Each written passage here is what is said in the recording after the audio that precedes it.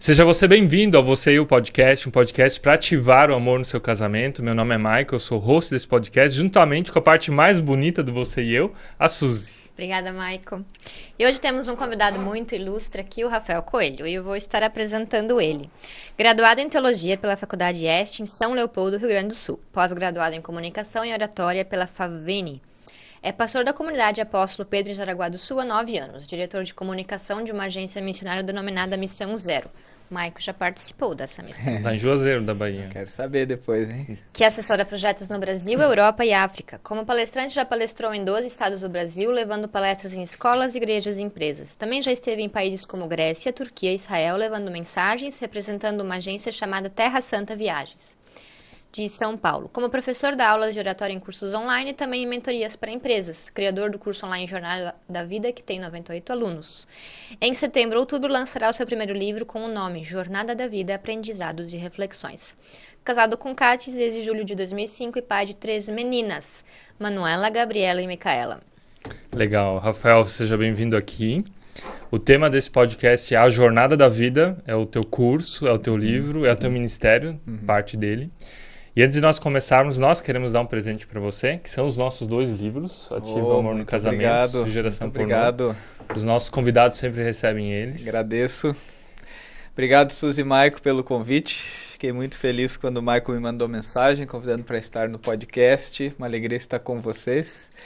A gente acabou se conhecendo nesse mundo virtual. Tivemos... A Suzy, acho que eu nem vi, mas Não. o Maicon eu vi no congresso também de passada, né, ao vivo, e demos um oi, falamos depois, a gente conversa. E agora chegou a hora da conversa.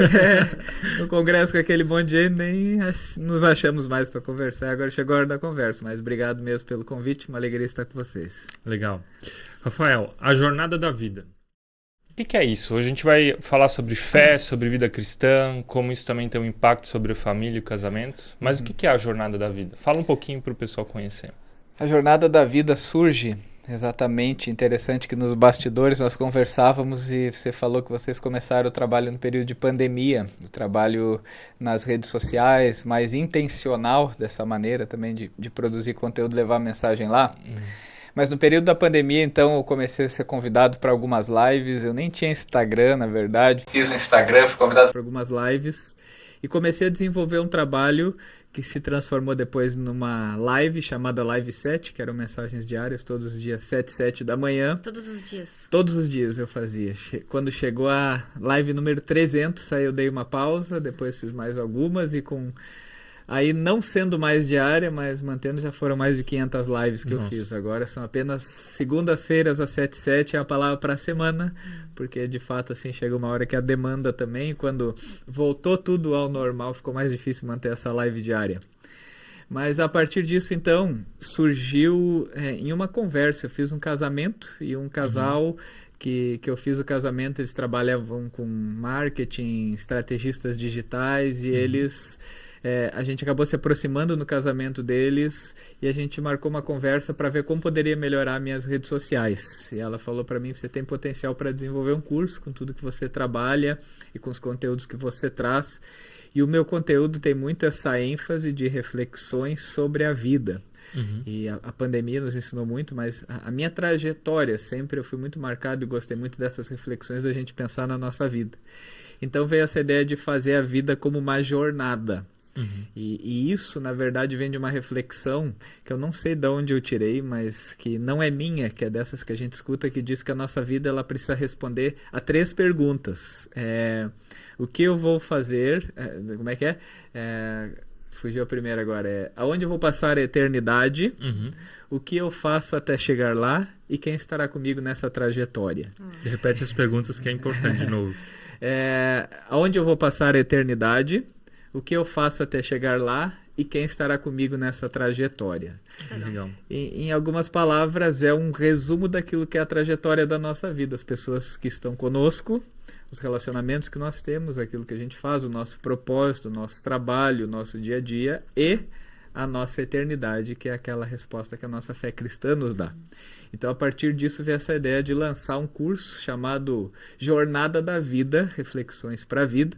E eu até depois posso falar um pouco dos temas aqui das nossas aulas, mas ele começou com essas 3 lives, com esses 3 temas, trazendo já aspectos da minha vida que eu pude perceber que a nossa vida é uma jornada. A gente vive nela como uma trajetória e é uma boa imagem para dizer que é uma jornada até chegarmos em casa, que a nossa casa é quando chegarmos na eternidade.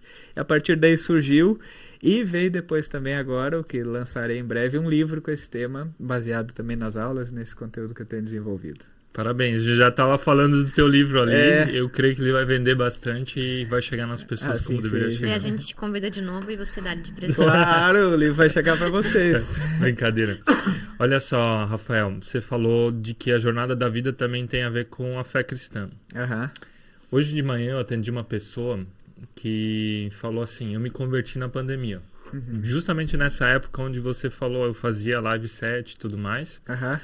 E essa pessoa, a gente foi conversando sobre as situações dela e ela crê em Jesus, ela lê a Bíblia, ela tem uma discipuladora, mas ela nunca colocou o pé numa igreja. Me chamou muita atenção. Faz mais de 3 anos que essa pessoa chegou à fé em Jesus por causa do digital, mas ela nunca colocou o pé numa igreja e a conversa era justamente, vamos tentar isso? Eu creio que é uma coisa que vai complementar ou vai ser importante para a jornada dela. E aqui eu queria perguntar sobre a jornada da vida. A gente precisa de uma igreja para essa jornada, ou a jornada da fé? A igreja ela é importante ainda nesse pós-pandemia? Eu quero falar sobre isso e quero ler um texto do Whats aqui. Deixa eu só procurar rapidinho, que foi alguém que também começou através do online a me acompanhar. E eu imagino que deve ter pessoas assim também no teu trabalho. Tem, essa aqui mandou um testemunho, eu vou ler aqui para vocês. Ela mandou assim: bom dia, pastor, tudo bem? Gostaria de relatar como você transformou minha vida. Comecei assistindo a Live 7 na pandemia, e a partir daí começou a surgir esperança e vida novamente em mim. Estava muito desanimada com a minha vida, passando por vários problemas e desacreditada na religião. Eu ia para a igreja, mas não me sentia à vontade, não entendia a palavra de Deus. Quando comecei a assistir a Live 7, me encantei. Em apenas alguns minutos você passava esperança e lições de vida junto com a palavra de Deus. Isso me motivou a estar todos os dias ali, desejando cada dia por uma nova Live 7 para aprender mais e mais. Quando a Live 7 acabou, fiquei muito triste, pois sabia que a Live 7 estava transformando meus dias e minha vida. Aí comecei a seguir o pastor nas redes sociais, queria continuar a aprender mais sobre Deus.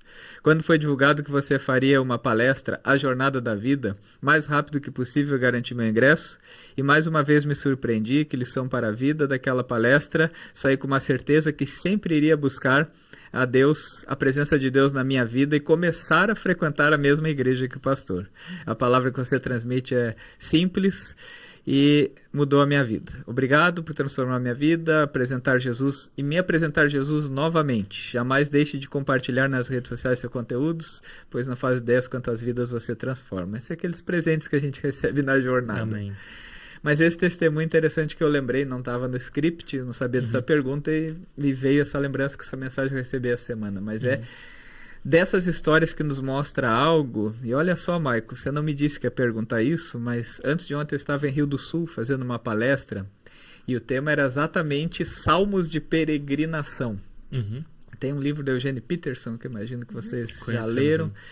E ele escreve um livro que não é muito famoso, nem tem mais para vender, eu acho, no Brasil. Se você pesquisar vai ser difícil, mas é um livro chamado Discipulado numa Sociedade Instantânea, uma longa obediência na mesma direção. Esse é o nome do livro. O que é a ideia dele? Ele diz, a gente vive numa sociedade que facilmente a gente é atraído por alguma coisa. Um clique rápido, um programa novo na TV, um filme, a gente é rapidamente atraído, mas que a gente é terrivelmente mantido em alguma coisa. E isso vale para várias esferas da vida, né? Para relacionamentos, que é o tema principal de vocês, eu diria assim. Então, vocês veem como as pessoas se empolgam para começar um relacionamento, para continuar uma dificuldade. É exatamente a mesma coisa. Então vale para todas as áreas da vida. Só que me surpreendeu que foi num grupo de mentoria de pastores que eu li esse livro e a gente estudou ele. E um pastor sugeriu, e quando eu abri o livro, ele falava dos Salmos de Peregrinação. que é uma coleção de salmos da Bíblia, que vai falar, é do Salmo 121 ao Salmo 137, se eu não me engano. Agora de cabeça não vou lembrar o último, mas todos eles têm o título ali na Bíblia, Salmos de Peregrinação em cima. Mas o que é? São hinos e orações que o povo de Deus cantava durante a sua jornada. Era a jornada até Jerusalém. Peregrinação, isso aí. O que eles cantavam na peregrinação? E aí o Eugene Peterson trabalha numa ideia que ele diz assim, na peregrinação a gente experimenta algumas coisas. E aí ele vai falando algumas que são esses salmos. Um deles é aquele famoso salmo que diz que Israel repita, se o Senhor não estivesse ao nosso lado, nós teríamos sido devorados, as águas teriam nos engolido. Daí ele vai falar na trajetória da vida, na jornada da vida, na peregrinação. A gente tem horas que, como povo de Deus, precisa de ajuda. A gente precisa de segurança. Ele vai trazendo vários aspectos. E por que eu estou falando isso? Porque no Salmo 133, que é aquele bem conhecido, ó, como é bom e agradável quando os irmãos convivem em união. E daí ele vai usar dois exemplos. Ele diz, é como óleo que desce pela barba de Arão. Uma palavra estranha para os nossos tempos. E como o orvalho que desce do Hermon. Mas o óleo que desce pela barba de Arão é uma referência ao óleo da unção do sacerdote, que era um óleo preciosíssimo. Eu fiquei imaginando isso, não parece ser muito higiênico. Mas era um óleo preciosíssimo de um cheiro, assim, seria o perfume caro aqui. Vocês têm perfume caro ou perfume barato aí? Como é que é? Eu diria médio. Médio? Não é caro. Tu lembra de onde tu me levou para comprar perfume? Aonde? Eu quero saber agora. É melhor não falar. Estamos melhorando. Mas eu tenho alguns perfumes que são desses médios, daria pra dizer assim, que é o que a gente compra. Mas quando eu fui nessas viagens aí pela agência, sobrava algum dólar, ele dava aquela desculpa no final, vou ter que gastar aqui nos free shops aqui, né? Que daí não paga imposto. Eu comprei um desses perfumes mais caros. Só que esse perfume mais caro, ele tem um cheiro tão bom que eu só uso ele em ocasiões especiais. Eu não uso ele todo dia. Eu uso ele se tem um casamento, se tem... Enfim, podcast, um podcast. Colocou ele hoje. Vou confessar que nesse calor de Blumenau eu não ia gastar perfume, né? Verdade. Aqui tá bom, aqui tem ar-condicionado, mas na rua tá quente. Mas então esse perfume ele é precioso. E aí a Bíblia diz que quando a gente convive em união, que é de uma preciosidade que é mais precioso que o óleo de Arão, que era aquele aroma mais perfumado que eles tinham conhecimento e que era derramado sobre Arão. Ou seja, você viver em comunidade, você viver a comunhão é algo tão precioso, é tão raro e é tão caro que a gente deveria valorizar. E é mais, né? É graça de Deus, porque não é só para ocasiões especiais, é algo para o nosso dia a dia, é algo para a nossa vida. E também o exemplo do orvalho de Hermon é aquele orvalho que ele vem no meio do deserto e traz leveza, e traz alívio. E daí ele vai usar isso e vai dizer, naquele lugar onde as pessoas convivem, Deus ordena a bênção e vida. E aí eu trabalhei em cima desse salmo lá com o pessoal de Rio do Sul, e esse que eu quero falar também, respondendo a tua pergunta da importância de ter uma igreja e de quem vem da rede social para a sua jornada, entender o quanto é importante pessoas, porque foi esse exercício de lembrar, quem escreve esse salmo é Davi. E depois de Davi, ele ser apenas rei da parte de Judá, quando ele começa a reinar as 12 tribos, era um monte de gente diferente, um monte de gente com ideologias diferentes, cultura diferente, e ele vê aquele povo se unindo, aquele povo se aproximando, e vê como elas, juntos, elas aprenderam a se alegrar com a alegria uma da outra, a chorar uma com a outra, a orar uma pela outra, a torcer uma pela outra, e ele diz assim, rapaz, esse negócio aqui é bom demais. Como é bom e agradável quando os irmãos vivem em união. É como no meio do deserto você receber um alívio. E é como no meio de tudo que você tem de bom, você ter o melhor perfume, a coisa mais preciosa, rara, presenteada para eles. E aí, essa pessoa, Michael, mas outros que vão também chegar ao podcast, tem coisas na nossa vida que fazem toda a diferença quando a gente está olhando no olho. A minha mãe, por exemplo, depois eu quero falar um pouco sobre isso também, mas eu tenho agora uma prática que toda vez na semana eu ligo para ela em chamada de vídeo, faço uma chamada de vídeo com ela. Mas volta e meia ela pega o ônibus e anda 13 horas para vir me visitar. Uhum. Por quê? Porque a chamada de vídeo nunca supera um abraço. Tu é natural de onde? Eu sou natural de Pelotas, Rio Grande do Sul. Uau. E a minha mãe mora lá. Então, 13 horas praticamente até aqui. E você sabe, vocês moraram fora do país e às vezes, talvez, não sei como foi, quanto tempo ficaram lá, mas... O voo de São Paulo para Frankfurt dá quase 12. Quase 12 horas, é. Mas a viagem também é 24 horas. Você tem que contabilizar. E aí, e o valor também. E o valor também não é dos mais baratinhos. Mas fizeram alguma vez de visitar a família, da família e visitar? Durante esses 7 anos, sim. Foram 3 vezes que nós fizemos isso. Mas era bem dolorido, porque tu tinha isso da chamada, de ver, como você falou, mas a presença, você anseia por essa presença, você busca essa presença do outro. Inclusive João, no segundo evangelho, na segunda carta de João, ele fala um negócio muito legal, que ele diz: eu os escrevi com pena e tinta, mas espero vê-los face a face para que a nossa alegria seja completa. Legal, eu gosto demais desse texto, que eles... A ferramenta tecnológica da época para comunicação está sendo usada, mas tem alguns negócios que é só quando a gente estiver frente a frente que vai fazer ser completo. Então, quando a gente vive uma vida de fé e começa a buscar e ver, inclusive, tudo que você falou, vai chegar uma hora que a gente vai precisar do presencial, que a gente precisa só estar junto. O estar junto vai fazer toda a diferença. E aqui eu queria te perguntar, e para pessoas que já estavam juntas e se dizem, eu estou magoado com a igreja, ferido pela igreja, não, às vezes se usa argumentos filosóficos, porque no ano passado a igreja matou, perseguiu pessoas e o Papa era aquilo e a igreja evangélica fez aquilo, mas o que você diria para pessoas que estão feridas ou que não têm vontade mais de ir na igreja?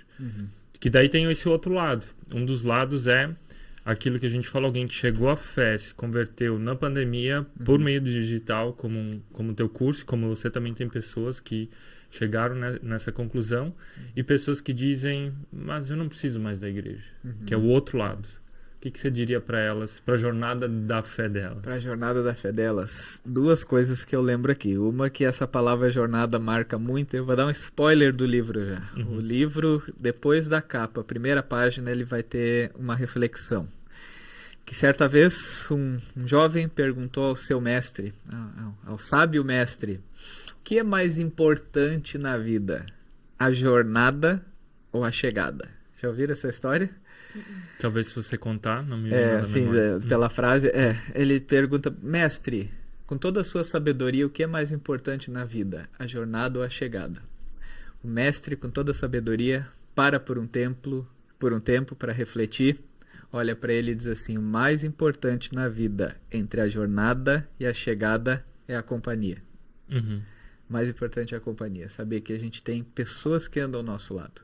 Esse é o mais importante. Esse foi o desejo de Jesus no Getsemane, quando aqueles discípulos que erraram com ele, acertaram, fizeram um monte de coisa, com toda aquela trajetória, Jesus, sabendo do sofrimento que ia passar, ele diz, venham comigo para esse sofrimento, vem comigo, eu quero vocês do meu lado, tenta aguentar um pouquinho, não dorme, tenta ficar comigo que é difícil. E quando eu olho para essa palavra, quando eu olho para essa jornada, quando eu olho para a importância da companhia, eu lembro de um texto que é muito usado em casamento, e que eu prego muito ele em casamento, inclusive tem um módulo da jornada que é uma reflexão sobre ele, que é Eclesiastes 4. E isso é respondendo a tua pergunta ainda. Mas Eclesiastes 4 tem uma reflexão que é muito interessante. Salomão foi o rei que pediu que Deus lhe concedesse sabedoria. E Eclesiastes é um livro, então, que ele já com maturidade consegue olhar para trás e perceber como funciona a vida. E meio que ele diz assim, eu quero falar das coisas que a gente vê debaixo do sol, ou seja, como é que a vida funciona. E ele diz assim, eu descobri uma situação absurda debaixo do sol. Olha o que ele diz, eu descobri uma situação absurda debaixo do sol. Havia um homem totalmente solitário, não tinha filho nem irmãos, trabalhava sem parar. Contudo, não se satisfazia com a sua riqueza e nem sequer perguntava, por que eu estou trabalhando tanto e por que razão eu deixo de me divertir? Ou seja, Salomão faz uma análise. Ele cria um personagem que, se hoje em dia a gente colocar no jornal de hoje, vamos dizer, uau, que reflexo da sociedade, da realidade. Alguém rodeado de pessoas mais solitário, trabalhando sem parar e nunca parando para pensar, por que eu corro assim? E nem... por que eu deixo de aproveitar o que eu faço? E daí ele diz assim, que esse é um absurdo da vida. E a sequência do texto é melhor ter companhia do que estar sozinho. porque mais vale a recompensa do trabalho de duas pessoas. Vocês têm o privilégio de construir os sonhos de vocês, seja do podcast, do livro, do ministério, juntos. E eu imagino que vocês vivem intensamente isso, assim, da alegria de um ser a alegria do outro, não somente daí nas coisas que já é o normal, mas também ministerialmente falando, assim, nessa proximidade, né? Que bom, às vezes, quando o Maicon talvez olha e diz assim, Suzy, conseguimos, né? A Suzy diz, Maicon, conseguimos, né? Deu certo. E ele diz assim, olha, esse é o melhor da vida.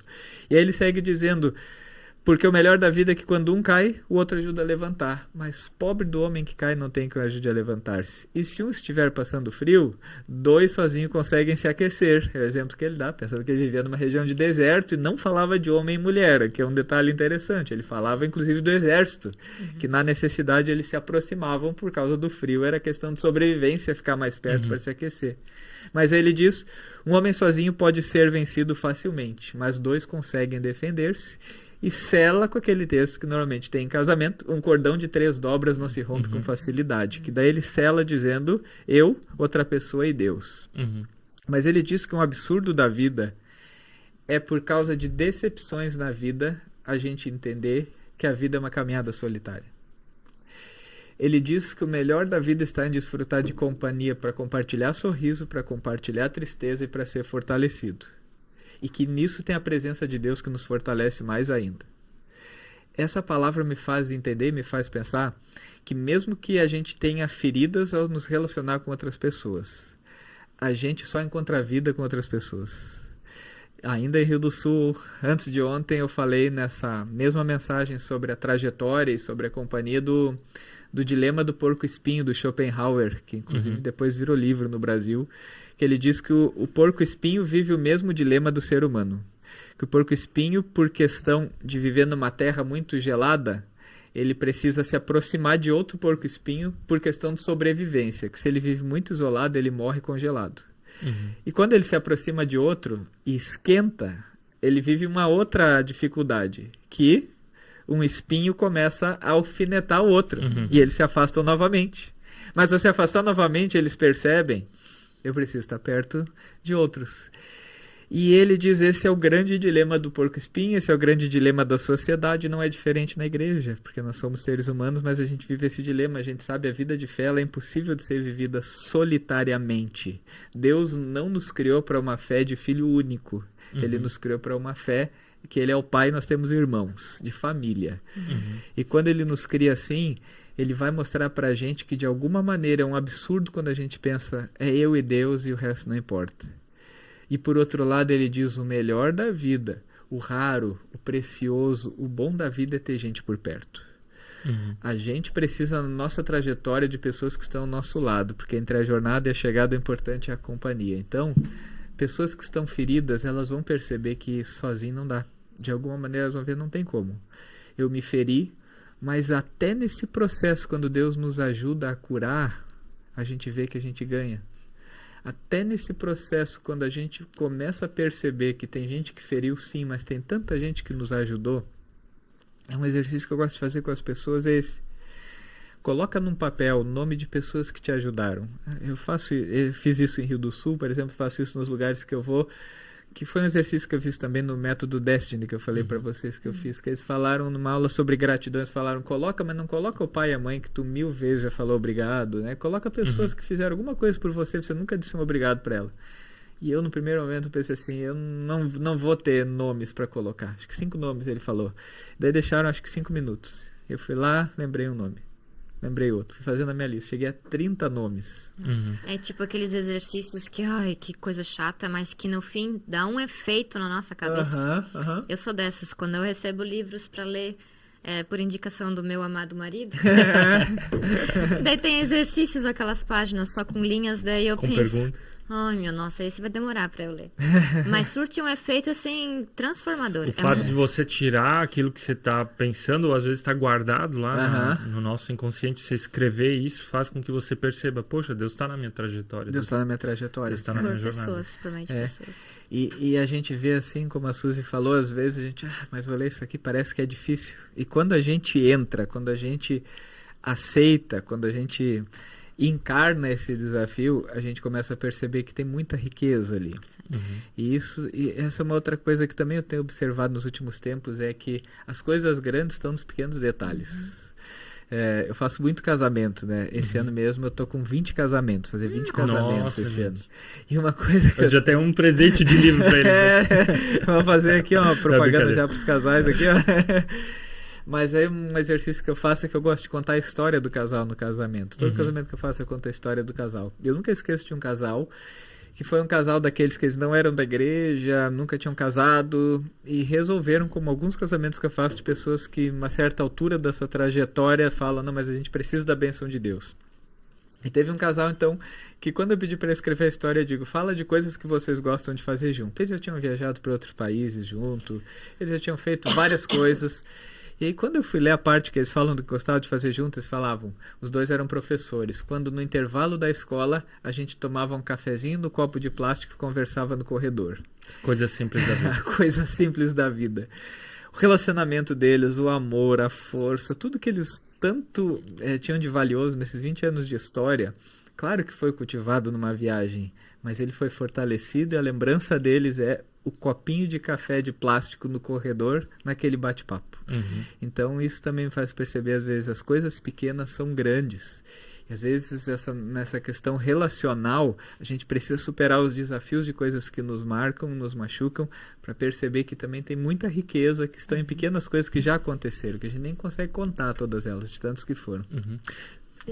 Fala, desculpa. Quando eu fui au pair, né? Foi a minha primeira vez que eu estava na Alemanha. E aí a nossa família, a família onde eu morava, eles tinham 4 filhos e a gente todo domingo ia no culto. E era aquela igreja, assim, que nem dos filmes, assim. Você ia a pé, porque era medieval ali, o ponto mais alto da vila era a igreja. E foi mudando a vida deles, assim. Eles eram da opinião, olha, a gente não vem dessa igreja, mas a igreja é mais perto e a gente vai. Então, eles iam, era uma igreja super pequena. E eu achava engraçado porque eles tinham 4 filhos. E pra quem não sabe, né, os alemães têm poucos filhos, mas eles tinham bastante. E uma fileira da igreja já ocupava com nós. banco deles. Assim, era total. E foi mudando a vida deles, porque quando daí eu saí, esse 1 ano de au pair, eles se mudaram então para a igreja da cidade vizinha, que daí já tinha bem mais membros. Daí não sei o que deu lá, os filhos adolescentes, eles precisavam de grupos que atendessem os adolescentes, né? Tem igrejas que não tem esse tipo de grupos. E foi passando anos, eu mantendo contato com eles, e hoje eles vão numa igreja que fica 1 hora de casa. E a pergunta que eu tenho pra ti é, muitas pessoas têm isso como desculpa. Ai, não me sinto bem lá. Como é que você diria para uma família, para pais, qual é a igreja certa? Pergunta difícil aí. Não sei se difícil, mas pergunta que exige uma reflexão. Sobre a questão da igreja certa, eu entendo que ela não tem uma resposta definitiva. Mas uma coisa que eu gosto de refletir com as pessoas é primeiro a gente entender, até nas lives eu brincava que eu usava o alecrim dourado, né? Que o alecrim dourado pensa que é o mundo inteiro contra ele, que ele está sempre certo. Às vezes as pessoas dizem, a igreja é complicado, meu relacionamento é complicado, meu trabalho é complicado. A terceirização da culpa. A terceirização da culpa, e muitas vezes, na verdade, é só uma questão que ela não percebe que ela é complicada. Tem Eclesiastes, que também é um desses livros de sabedoria da jornada, como eu já citei o capítulo 4, no versículo 7 e 29, tem a palavra na linguagem de hoje, que Salomão resume o que é o ser humano, dizendo assim, Deus nos fez simples e direitos, mas nós estragamos tudo. Meio que ele diz assim, Deus fez um negócio simples. O problema é que quando a gente começa a colocar o nosso jeito, a nossa ideia, a gente estraga. E a gente vive buscando, então, voltar para esse simples e direito. Mas, então, uma primeira avaliação é se a culpa realmente é da igreja ou da pessoa. E outra que eu tranquilamente, se pensasse assim com alguém que eu gosto, eu diria, então acha uma igreja, mas vai para essa igreja e não sai daqui a 3 meses, não inventa mesmo a desculpa para mudar. E como agora a gente não tem mais esse limite geográfico. Tem gente que participa da nossa igreja que vem todo domingo de Joinville, por exemplo. Essa minha pergunta, é porque ficar teimando de que tem que ser igreja da cidade ou a igreja não sei o quê, não cabe mais para o nosso contexto hoje, né? Concordo. A gente vivia num contexto lá na Alemanha onde se falava muito em milieu, Você... Que é nichos. São nichos, Nichos. Então, tu era da igreja de onde vocês andavam de moto no final de semana e se reuniam e faziam um culto. Uhum. Quais eram os outros nichos? Tinha vários nichos. As pessoas, eram as igrejas de nichos. Ou tinha uma igreja que tinha pequenos grupos baseados em nichos. Então, a galera do futebol era um pequeno grupo e tinha uma palavra. Hoje a gente tem mulheres, tem homens, tem jovens, mas eles meio que Por que eu abriram falei mais- do exemplo da família onde eu fui au pair? Porque eu entendi o que eles queriam. Chegou um determinado momento onde os filhos deles estavam na adolescência, a igreja local não tinha um grupo para que eles se sentissem abertos e acolhidos. E eles foram procurar, então, um local onde os filhos pudessem também ter essa impressão boa da igreja. Sim, sim. Né? E não ficar teimando de que não, agora com 11 anos você tem que sentar no culto e ser que nem um adulto. É, não vai é. funcionar. Eu com muita tranquilidade como pastor abençoaria, dizer, procura uma igreja que se encaixe. Já aconteceu algumas situações e eu não tenho problema com isso, porque eu vejo que aí a questão é diferente dessa de alguém que é problemático e vive botando problema nos outros, mas é alguém que realmente tem uma situação assim, por exemplo, tem filhos pequenos, tem uma igreja que não tem criança e quer que a criança desenvolva. Procurar uma igreja é um caminho. Eu vejo isso como um caminho saudável, ainda mais no mundo de hoje, nessa nossa característica, que a gente anda 30 minutos de carro e a gente acha normal, acha perto, então não é mais um problema. Sim. E a mesma lógica é para o casal, né? Você escolheu, tá com um cônjuge, mas não gostou, então vamos trocar. É a mesma coisa de igreja, né? Naquilo que você se referiu de trocar em 3 meses. E volta a mesma questão, que é a essência ali do discipulado, uma longa obediência na mesma direção numa sociedade instantânea, a sociedade descartável de novo. Na verdade, para qualquer área de relacionamento da nossa vida, a lógica é a mesma. Ela vai ter outros desdobramentos, mas muitas vezes é isso. Hoje de manhã eu li Salomão, você falou de Salomão, eu decidi ler a história de Salomão para me aprofundar um pouco nela. E tem 2 momentos onde Deus fala com ele. O primeiro momento onde Deus chega para ele e pergunta: o que tu quer? Eu vou realizar o teu sonho. E daí ele diz: eu quero sabedoria. E Deus diz: então você terá sabedoria e muito mais que isso. E depois dele terminar de construir o templo e tudo que ele queria, Deus aparece mais um momento para ele e fala: agora você seja obediente. Porque se você for obediente, obedecer os meus mandamentos, os meus preceitos e não se curvar diante de outros deuses, tudo isso, os teus filhos, as gerações seguintes, elas vão governar aqui em Israel para a eternidade. Eu não sei o termo exato que ele usa. E isso se encaixa no que tu falou, dessa questão da jornada da obediência. Entender que às vezes não é só a igreja que eu preciso trocar, que não é trocando de igreja que a minha vida de fé vai mudar, que não é pulando de galho em galho que a minha vida vai mudar, mas ser obediente dentro daquilo que Deus já me deu e aprender dentro disso a viver a minha fé, a viver essa jornada da fé. Mas eu queria fazer uma pergunta. Tu falou antes dos casamentos que você vai fazer esse ano, 20 casamentos. Eu tenho percebido que muitos casais que eu atendo, falta postura. Principalmente dos homens, de pedirem às suas esposas, porque já são esposas, muitas vezes já têm filhos com eles e nunca casaram. Por que o homem tem dificuldade de se posicionar e dizer: quer casar comigo? E trazer isso na presença de Deus, seria uma delas. E a outra pergunta é: essa bênção na igreja, esse casamento na igreja, qual o valor dele para uma jornada de fé? Qual o valor dele para a jornada de uma família, de um casal? Acho que respondendo a primeira pergunta, ela vem na sequência do que você já trouxe de Salomão, da questão de obediência. Que aqui, quando você estava falando de obediência, eu lembrei de um princípio que vai dizer que a obediência, numa certa medida, é quando você busca uma autoridade. E a segurança de uma autoridade te leva a obedecer. Por exemplo, uma criança obedece, muitas vezes não é por saber o que é o certo, mas é pela confiança na autoridade que leva ela a amadurecer, que leva ela a obedecer. E na vida adulta, obediência é uma questão de maturidade, que, de novo, misturando Salomão, envolve sabedoria. Eu gostei muito do curso que eu fiz, que ele explicava a diferença entre 2 palavras, inteligência e sabedoria.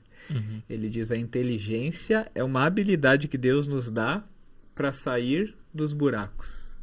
E sabedoria é algo que Deus nos ensina para não cair nos buracos. Ou seja, com inteligência você aprende a sair das coisas que você se enrola e precisa se livrar. E com sabedoria você às vezes nem cai porque você já sabe o caminho. A sabedoria, ela é um fruto também de maturidade. A maturidade, ela vai nos tornando sábios. E ao nos tornar sábios, a gente vai entendendo que a maturidade da vida adulta às vezes faz com que a gente entenda: eu preciso ser responsável, eu preciso obedecer, porque a vida adulta é assim. E o compromisso me exige isso. Hoje em dia, quando a gente vê nas diversas gerações, no jeito que o nosso mundo funciona, a maturidade é tardia. Uma coisa que eu também tenho muito próximo de mim, mais do que casamentos, até é acompanhar jovens. E uma das coisas na vida jovem, na vida do jovem, a gente também passa por isso, é que às vezes a gente quer chegar sem lutar, receber sem se responsabilizar. E muitas vezes, inclusive, essa falta de compromisso é porque a pessoa entende no momento que eu falar sim, ou no momento que eu falar vamos, ou no momento que eu dizer eu assumo esse compromisso, eu estou dando um passo de maturidade, que eu tenho responsabilidades que acarretam a partir dela. E é quase meio esquizofrênico, que a pessoa quer colher os frutos do compromisso sem assumir o compromisso, quer viver os frutos da maturidade sem ser maduro. E a maturidade sempre começa com esse nosso passo de dizer eu vou fazer. E aí eu estive nos jovens esses dias e a gente estava fazendo uma reflexão sobre as Olimpíadas da vida. E tem uma nadadora espanhola, que ela foi medalhista, não nessa Olimpíada, na anterior, chamada Mirella Belmonte, que tem uma frase dela que ela diz assim: o elevador do sucesso está quebrado. Para chegar você precisa subir degrau por degrau da escada. Ou seja, você quer as bênçãos, você quer chegar, então assuma o compromisso diário, dê os passos que são necessários. E muitas vezes o que eu vejo é isso assim: as pessoas às vezes elas pensam assim, vamos pular direto nesse elevador do sucesso sem subir os degraus que fazem esse caminho ser precioso. Assim como outro erro, quando você pergunta sobre a questão de relacionamento, você já deve ter percebido. O casal não está bem no namoro, deles tomam uma decisão que é: vamos noivar. Agora tem que usar uma frase nossa: tudo que não melhora no namoro piora no casamento. Então. Essa aí é pra você: tudo que não melhora no namoro piora no casamento. Exato. E é assim, aí vai pro noivado, não melhorou, vamos casar. Aí depois, casamento não deu, vamos ter filhos. Querem a bênção de Deus. Aí não deu certo, vamos ter a bênção de Deus. E aí a pessoa vai sempre achando assim: qual elevador eu subo? Quando na verdade é um degrau de responsabilidade e maturidade que a cada dia a gente tem que assumir. Então quando eu olho assim, por que às vezes tem? Porque inclusive na masculinidade existe essa falta de maturidade, de simplesmente assumir e fazer o que precisa ser feito. Essa é uma frase que eu usei no início das lives e repetia muito, que é: faça e continue fazendo. Às vezes falta só isso para as pessoas. E até a jornada da vida, o curso, depois a primeira aula, então eu começo por aqui, o segundo módulo, ele tem 4 aulas, que já foram temas de lives, já foram temas de início do ano na nossa comunidade, que é 4 palavras para começar bem o seu ano, mas poderia 4 palavras para o seu relacionamento, 4 palavras, que é começar, continuar, parar e concluir. O que significa isso? As pessoas precisam, nós precisamos na nossa vida aprender a começar as coisas, porque muitas vezes a gente fica só no campo das ideias e não começa. Então, uma das atitudes é começa. No relacionamento, na vida com Deus, ir a uma igreja, a gente não deve ficar racionalizando tanto, a gente tem que colocar em prática. A gente é aquilo que a gente concretiza, então comece. Só que depois de começar tem algo que é muito importante, que é continuar. Hoje em dia eu falo muito para os jovens: eu quero fazer isso, quero fazer aquilo. Tá, faz, mas só que não desiste 2 meses depois quando não der certo. Continua, pelo menos conclui. Depois você Deixa eu só te exemplificar, a gente estava falando antes de você entrar, do Instagram e tal, dos conteúdos. Nós temos mais de 1000 postagens no nosso Instagram. E o nosso primeiro Instagram, nós perdemos ele. Simplesmente o Instagram tirou ele. Censuraram ele, já faz mais de 3 anos. Ou seja, a gente tinha, sei lá, na época, uns 2, 3 mil seguidores. E já eram alguns meses de trabalho. E daí você pensa: poxa, perdi tudo. Mas o nosso nome não é neutro? Você e eu? Eu não devia ter sido censurado. Até hoje nós não sabemos por quê. Mas não conseguiram explicação. Eu só queria dizer que essa coisa de continuar, ela é fundamental. Pensando na fé, pensando na carreira, pensando no casamento. As pessoas, elas começam, e começar é muito fácil. Agora, lembrando da a parábola de Jesus do semeador, onde ele joga as várias sementes. Muitos são que nem a semente entre as pedras. Ela cresce, ela começa, mas ela não tem raízes para permanecer, para continuar. Sim. Não tem raízes, e aí entra uma outra questão que tem a ver com a parábola do semeador, que é a terceira palavra, que é o parar. O que é o parar? Às vezes tem a ver com foco. O que são coisas que a gente precisa parar para continuar o que a gente começou? É uma pergunta que a gente tem que fazer. E até na aula eu ilustro com uma placa de pare. O que é uma placa de pare? Ela é um alerta que se você avançar naquele ponto sem atenção, você pode ter um estrago na tua vida. E como hoje em dia a questão do burnout, das pessoas que vivem uma vida toda confusa, é porque ela não sabe o que parar na vida dela. É o famoso saber dizer não. Famoso saber dizer não. Vitamina N. Famoso saber dizer não. E as pessoas não sabem o que parar. Então também entra essa confusão. E a última, que talvez essa não chega a 10% da população que experimenta, é o concluir. Enquanto nós não concluímos, nós não fizemos. Essa é uma coisa que eu gosto de No EAD lembrar. é muito normal. Nem sei qual é a porcentagem do pessoal que começa um curso à distância e termina. Mas são poucos. 84%, se não me engano, não concluem os cursos online que elas começam. Vocês fizeram curso online já? Já oferecemos já ofereceram. Mas pouquíssimos terminaram. Eu digo, quando nós oferecemos o nosso curso de casais online, foram pouquíssimos que começaram. As primeiras aulas são as mais assistidas, a segunda um pouco menos, a terceira um pouco menos, né? Até chegar na última. Só que eu, no particular, eu fiz os meus cursos no online e foram todos concluídos. É que você é uma pessoa muito disciplinada. Você é muito disciplinado. Muito bom, muito bom. E aí tem um livro, talvez vocês já ouviram falar, Peter Scazzero. Sim. Conhece? Do Emocionalmente Saudável. Sim. Muito bom. E no Liderança Emocionalmente Saudável. Mudou a minha vida esse livro, tá? É muito bom, muito bom. Ele fala sobre a questão do parar e do concluir. E a do concluir eu já repeti muitas vezes, que ele diz que as pessoas pensam em como começar, entendem que precisam continuar, mas elas nunca conseguem concluir algo na sua vida. E aí o que acontece? Por não conseguir concluir, às vezes elas vivem frustradas no emprego, elas vivem desgastando algumas brigas que elas deveriam botar um ponto final ali para construir, para continuar. Às vezes a gente tem que concluir, inclusive, para continuar, e para continuar a vida isso é muito essencial. Aí você vê grandes líderes que desabam e terminam com empresas porque não largam osso e por aí vai.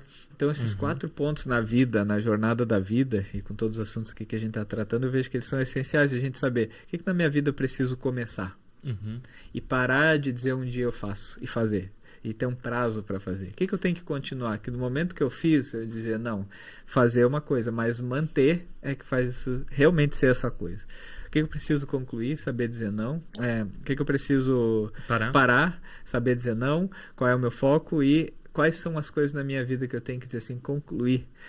A gente estava na Missão Zero, que você já fez parte, como falou, fazendo uma reflexão no nosso retiro dos diretores sobre a vida de Neemias.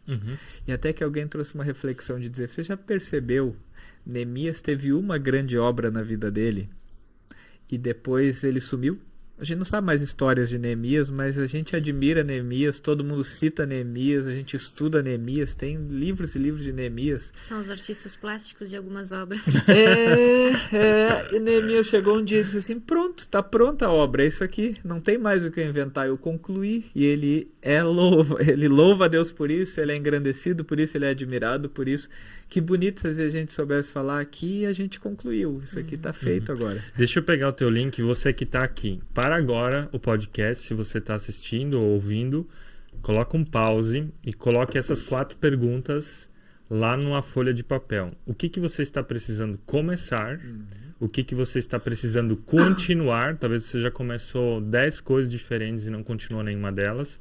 Dessas que você está continuando, qual dessas você precisa parar de fazer? Às vezes também é um pecado, às vezes é alguma coisa na minha vida que eu tenho que parar de fazer. E qual delas eu preciso concluir? Muito bom, muito bom. Muito bom, porque isso pode ser aplicado em relacionamento, isso pode ser aplicado em ter um filho. Quero ter um filho, vou continuar tendo esse filho. Na educação dos filhos. Né? Nem tudo, cara. Na vida de fé, seja na resolver carreira. fazer academia, seja resolver uma profissão, um EAD. É, Muito bom. dá para usar em qualquer área da vida. E falando da bênção, qual é o papel da bênção? Da bênção. Da bênção de um casal chegar diante de Deus e falar, nós queremos ser abençoados por Deus para a nossa jornada de casal. A gente poderia ir direto para o exemplo bíblico da batalha de Jacó, quando ele diz, eu posso até sair daqui ferido, mas eu não saio sem a tua bênção. O que Jacó viu ali? E agora estou usando uma simbologia, mas o que Jacó viu naquele encontro com Deus que ele disse, eu não posso seguir adiante sem a tua bênção? Porque foi ali que ele teve uma compreensão de quem Deus era e do que Deus fazia. Ele sabia, sem Deus não dá. Eu vejo que a bênção é meio esse símbolo de quando os nossos olhos se abrem para a realidade e a gente percebe se o casamento, se o relacionamento, se a bênção de Deus ele sela quem está comigo nessa jornada, a gente não pode continuar essa jornada sem aquele que é o principal da jornada, que é Deus nessa trajetória. Então, para mim, a bênção é esse símbolo, e por isso que eu acho interessante que eu tenho feito muitos desses casamentos, não é de casal jovem que está começando o relacionamento, mas são pessoas que já estavam há muito tempo juntos, e elas resolvem dizer assim, mas como assim? Deus já cuidou de nós, mas a gente precisa ter um momento de publicamente testemunhar, assumir esse compromisso e selar esse voto para todo mundo saber, aqui está a bênção de Deus na nossa história. Eu fiz um casamento que foi muito bonito. O casal já tem filhos grandes, assim, eles já grisalho, e eles resolveram então pedir a bênção de Deus, porque era um sonho deles, que eles não realizaram por uma outra coisa. A gente quer fazer a festa, a gente quer isso, a gente quer aquilo. Foi passando o tempo e não fizeram. Mas eles fizeram. E o momento que aquele homem entrou em lágrimas, assim, e não só pela emoção do momento, mas porque ele dizia assim, a gente chegou no momento que a gente queria, que a gente precisava, e que não dava mais para viver sem ele, que era o momento de dizer, a gente precisa da tua bênção para seguir em frente, Deus. Seja estar conosco, sim, mas a gente quer testemunhar publicamente, e a gente quer ter essa certeza, o Senhor está conosco nessa trajetória. Deixa eu até um passo mais profundo, você falou antes que uma criança, ela confia na autoridade do pai ou da mãe. E quando você dá esse passo de ser abençoado por Deus, isso mostra primeiro que a confiança entre o casal existe, que você sabe que aquilo que você está decidindo tem um poder, aquilo que você está falando, que você está prometendo diante de Deus, mas também é um sinal de confiança em Deus. A bênção é um sinal de que Deus está comigo. E quero desafiar para você que está aqui comigo, com a gente. Você escutou o que o pastor Rafael falou. Talvez você está casado, mas você ainda não teve coragem, você é homem, você é marido, de pedir a tua esposa em casamento. Talvez vocês estão anos morando juntos, estão 10 anos morando juntos, compraram uma casa, financiaram uma casa, já tiveram filhos juntos, dormem na mesma cama, se casaram no civil, mas não oficializaram isso diante de Deus. Eu quero te desafiar a você tomar posição. Seja homem de Deus, tenha uma vida de fé, traga Deus para dentro dessa tua jornada de fé. Tenha coragem de se posicionar. Eu tenho uma pergunta ainda para vocês dois que são teólogos, falando de jornada da vida. Podemos brigar com Deus como Jacó fez? Porque ele lutou com Deus. A gente pode fazer isso? Eu só não queria perder uma coisa ainda do que ele falou, mas eu quero responder essa. Mas só... Jordan Peterson, ele fala uma coisa muito interessante sobre os compromissos de um voto de casamento. Por isso que eu não quero perder essa que é algo que eu lembrei enquanto você falava. Ele diz que a única segurança que nós temos na Terra é quando alguém assume um voto de compromisso com a gente. Por isso que ele diz assim, a coisa mais importante num casamento são os votos. Porque o voto é quando você diz para a pessoa e você dá uma segurança para alguém de dizer, independente do que acontecer amanhã, eu estarei lá. Amanhã talvez você não vai mais ser essa pessoa tão legal que eu conheci hoje, mas eu estarei lá. Amanhã talvez tenha uma doença, mas eu estarei lá. Amanhã tenha dificuldade, mas eu estarei lá. Amanhã a gente vai ter alegria, mas eu estarei lá. Ele diz assim, independente do que acontecer amanhã, eu estarei lá. E ele ressalta, por isso quando você assume um voto diante de Deus, olhando para uma pessoa, você oferece a maior segurança da terra que alguém pode ter, que é a segurança de saber que amanhã você vai ter alguém que te ama. E você se compromete a isso e recebe isso. Então, eu não queria deixar passar isso. Mas vamos voltar na pergunta da Suzy, então, agora. Se nós podemos brigar com Deus, é muito interessante que o brigar com Deus não altera em nada a autoridade de Deus. Uma criança quando ela bate o pé, quando ela chora, quando ela reclama, quando ela não entende. Ela, de alguma maneira, ela usa de todo o seu esforço daquilo que está na capacidade dela, da visão dela, ela usa de todo o seu esforço para tentar e até o extremo para ver se tem algo contrário que pode ser mais importante. Até que ela percebe não tem como. E eu olho para isso, eu lembro, além de Jacó, também faz parte da jornada a história de Jó. Jó para mim é uma grande lição de que sim, nós podemos inclusive brigar com Deus, mas sim, no final a gente vai perceber que nenhuma das nossas brigas acaba no final que a gente tem razão. Jó, eu vou resumir para não ir muito longe, mas Jó era um bom pai, um bom marido, um bom patrão, um bom filho de Deus, a tal ponto que quando Deus aponta para alguém na terra, ele diz, está vendo como é Jó? Olha que exemplo. Jó é o que é o de exemplo na terra. Ele fala isso numa reunião celestial. Então, o diabo pede liberdade para tentar Jó em todas as áreas da sua vida. E ele, numa tacada só, ele tira todos os bens financeiros de Jó, ele rouba a profissão de Jó, que ele acaba com tudo, e morre os filhos de Jó. E depois ainda vem uma doença sobre Jó. E começa primeiro uma grande lição, que normalmente no início das nossas brigas com Deus, quando elas vêm de feridas, surgem. Quando as pessoas viram, os amigos de Jó, quando perceberam a ferida que veio Jó, que não era culpa dele a princípio, na ideia dos amigos, que depois os amigos acharam que era, mas no fim se provou que não era. Mas nesse primeiro momento, quando eles olham para Jó, a Bíblia diz que os amigos dele, vendo o tamanho da dor de Jó, primeiro, foram até ele, ficaram com ele o tempo, depois choraram com ele, gritaram em alta voz, de tanta dor que eles viram em Jó, e depois eles ficaram em silêncio por 7 dias, por perceber o tamanho da dor que Jó sofreu. Ou seja, tinha um motivo real que estava doendo. Tinha um motivo que estava doendo e Jó não estava entendendo. E Jó não peca com as suas palavras, a Bíblia diz, mas ele tem a sua briga com Deus. Que ele diz, por que Deus? O que aconteceu? Eu preferia nem ter nascido. Eu não quero te desrespeitar, mas está doendo e eu não estou entendendo. E começa todo o livro de Jó com uma coleção de perguntas de Jó para Deus. Por quê? Por quê? Por quê? Por quê? Por quê?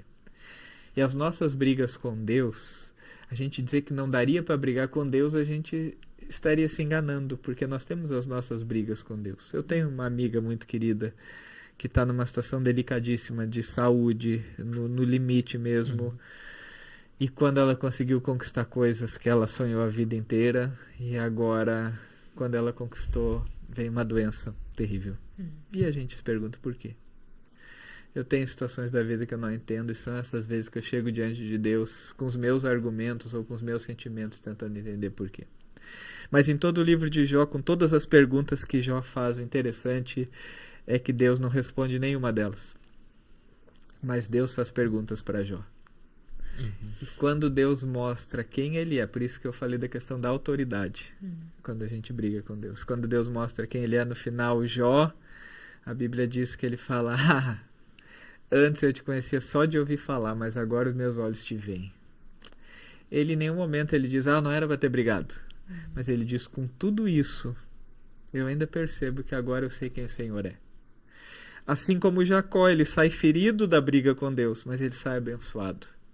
Assim como ao longo da minha jornada, eu vejo tantas pessoas que naquilo que eu considero as maiores dores dela, depois dessa briga com Deus, depois dessa dor, aquela pessoa que elas se transformam, que elas ensinam sobre a vida, como Deus cresce aos olhos dela, eu vejo assim, poxa vida, a gente na verdade nem pode ou não brigar com Deus, eu acho que a questão é em algumas estações da nossa jornada nós vamos se revoltar.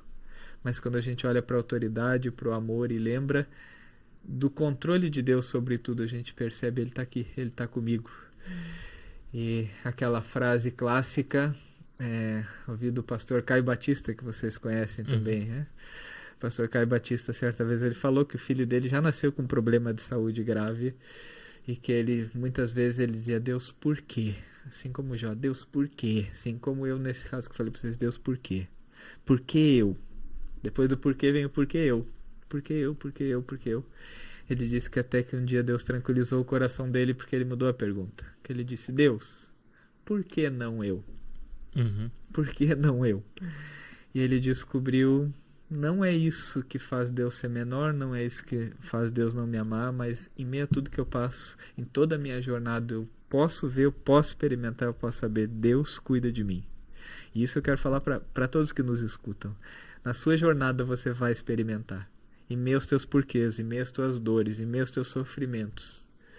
Mesmo que você não tenha resposta para as tuas perguntas, você vai perceber que tem um Deus que te ama, que nem às vezes vai dizer o porquê, mas você vai entender para quê. Foi para me aproximar dele, foi para curar minha ferida, foi para me amadurecer, foi para ver o quanto ele é muito maior do que um problema que eu passo. Uhum. Falando de dor, Rafael, a Suzy falou para eu responder, eu só vou dizer assim, ó, toda dor, toda ferida, ela revela um propósito. Então nós temos um aprendizado dentro disso.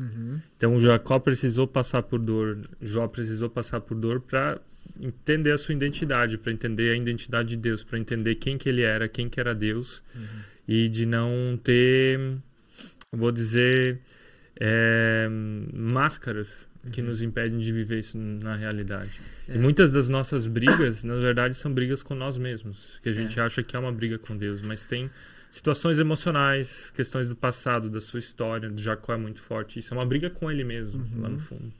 A gente fez uma série na comunidade chamada O Problema é Seu. Que na verdade era uma provocação com a palavra, mas para fazer a gente pensar, tá, esse problema é meu, o que eu faço com ele? E caiu para mim o tema problemas inevitáveis. Nesses problemas inevitáveis, teve duas coisas que chamaram minha atenção quando eu preparei essa mensagem. Uma era quando uma frase de Billy Graham diz assim: no deserto você descobre 3 coisas. Quem são seus amigos, quem é você e quem é Deus. Às vezes a gente descobre uma força, um cuidado, um amor que a gente não imagina, de pessoas que Deus coloca na nossa vida, de como Ele cuida da nossa vida e de como a gente tem essa possibilidade, capacidade na dor, nos desertos crescer. Isso é muito interessante. E a outra foi que eu peguei 2 exemplos, isso foi de um livro do T.D. Jakes, chamado Da Pressão ao Propósito. Nesse livro ele vai usar o exemplo que uma azeitona, ela tem um valor, mas depois de passar pela prensa e se tornar um azeite, ela é preciosa. Que uma uva tem um valor, mas que depois de passar pelo lagar, ele se torna um vinho precioso. E aí no livro dele ele vai dizer essa analogia dizendo assim: ninguém quer ser pisado, triturado, esmagado, mas quem passa por isso experimenta algo valioso que se não tivesse passado não ia experimentar. É a nossa história, né, Suzy? Se a gente não tivesse passado por tantos perrengues lá no começo do casamento, eu acredito que a gente não estaria aqui e também não estaria ajudando casais. E fora que dá bom stories, né, quando tu passa uns perrengues. Isso diz um bom engajamento. Só que eu cheguei ao ponto de falar pro Michael, agora deu, né, se é pra toda vez que passa por uma dificuldade, depois tá bem... Então eu prefiro agora ter uma calmaria, né? Ter o tempo de calma também. Rafael, a gente quer te agradecer que você esteve aqui conosco, tá? Muito obrigado, acho que foi bem precioso para a jornada de cada um, para a sua jornada de vida, mas para a sua jornada de fé. Para você que está nos assistindo, a gente quer pedir que você pegue esse podcast, vá no botão de compartilhar e joga no grupo de WhatsApp de casais da tua igreja, pequeno grupo que você faz parte, onde você conhece, faça esse conteúdo chegar em quem precisa. Não seja egoísta, não fique só com você se isso tudo fez sentido, mas leve esse conteúdo até mais pessoas. E a gente quer terminar aqui pedindo 2 coisas. Uma delas é que você fale onde o pessoal te encontra, onde é que o pessoal vai poder comprar o teu livro e, bem breve, um casal que está prestes a se separar. Qual conselho você daria? Ou começamos com essa pergunta, depois você fala das suas redes sociais. O casal que está prestes a se separar, o conselho que eu daria é um conselho que a gente aprende no primeiro milagre de Jesus. João capítulo 2 vai falar que Jesus foi convidado para um casamento. E que nessa festa de casamento, com tudo organizado para a tradição do casamento, algo muito importante era também aquilo que eles ofereciam. E chega um momento que acaba o vinho. E ao acabar o vinho, que também era um símbolo de alegria, Jesus estava na festa, e por ele estar na festa, a mãe dele então desafia ele a fazer aquele milagre. A ordem que ela dá aos servos é: obedeçam a tudo que ele falar. Jesus consegue pegar naquela festa então e escolher aquele lugar dentro de um casamento para fazer o primeiro milagre. Ou seja, o primeiro lugar que Jesus faz milagres não é nos grandes e megas eventos, mas são em detalhes de coisas que às vezes nos faltam. E naquele detalhe que falta, ao obedecer o que Jesus falava, quando os servos obedeceram, acontece um grande milagre. Jesus transforma a água em vinho. E o casal percebe que aquilo que eles pensavam que eles chegaram ao limite, que não tinha mais o que fazer. Quando Jesus foi convidado para entrar naquela história, para ouvir o que ele falava, para obedecer o que ele mandava, eles tiveram a experiência de experimentar o melhor. Amém. Amém. É que o pessoal te encontra, Rafael. No Instagram, rafael.jcoelho. A gente vai compartilhar o teu Instagram também na descrição. Ah, legal. E sobre a jornada da vida, se o pessoal quiser saber um pouquinho mais. Sobre a jornada da vida, o livro vai sair ao final de setembro ou outubro. A ideia era a gente tentar lançar em setembro, aproveitando que é o mês de valorização da vida, mas para lançar um livro às vezes demora um pouquinho mais do que a gente gostaria, mas é final de setembro ou outubro lança, mas daí também eu vou presentear vocês com esse livro. Obrigada. Legal. Vai chegar também. Suzy, teu recado final. Meu recado final é o meu Instagram, meu recado final? Tu que sabe qual é o teu recado O final. meu Instagram, então, é o @nafim com 2 Fs e termina com in.atelier. Você segue a Suzy lá e você e eu, onde é que o pessoal encontra? Aqui, ó, Maico e Suzy. @vocêeeu.coach. Isso, obrigada, Maico. Gente, você que estava até aqui e você está passando por alguma crise na tua jornada. Dia 23 de novembro, nós vamos ter o nosso evento para ativar o amor no seu casamento, na tua jornada de casal. Se você quiser fazer parte desse dia, você é nosso convidado. Esse dia ele vai ser um dia bem restrito, só vão ter 10 casais inscritos, a gente achou um lugar super legal, super romântico. Lindo, lindo, lindo. Lindo, realmente lindo, fica inclusive em Jaraguá do Sul. Opa! E você é nosso convidado. Se você quiser nesse dia resgatar o teu casamento, procurar algo que você até agora não achou, talvez você diga assim como o Rafael falou, chegou algum momento do teu casamento onde você acha que não tem mais nada para dar, não tem mais nada para acontecer. É ali que Jesus faz milagres. E a gente crê que esse vai ser um dia na tua vida para acontecer milagres que ainda não aconteceram. Você quer saber mais sobre isso? Chega aqui no link da descrição e lá você pode se inscrever, conversar conosco, que a gente vai estar te ajudando. Rafael, muito obrigado por estar aqui. Que Deus te abençoe grandemente. Amém. Obrigado a cada um e a cada uma que esteve até aqui. Até mais. Obrigado. Tchau, tchau.